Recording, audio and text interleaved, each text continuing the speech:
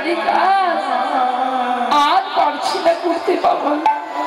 জানি না আর শরীরের মধ্যে যেমন খারাপ করছিল, ওই তো দেখি স্বর্ণ কলঙ্ক, একটু আমি ওখানে গিয়ে বিশ্রাম করে এগুলি স্বর্ণ কলঙ্কের বিশ্রাম করতে গিয়ে সে নিদ্রায় পড়ে গেছে, ঘুমিয়ে পড়েছে। এদিকে লালা তার শয়ন কক্ষে যাচ্ছে।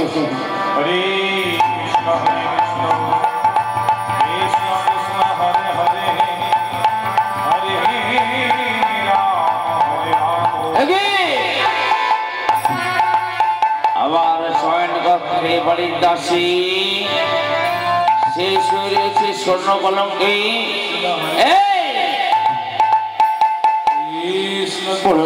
বাবু এত বড় স্পর্ধা তোর যে স্বর্ণ কলঙ্ক আমি সরে যাই, সেখানে সরে গেছি।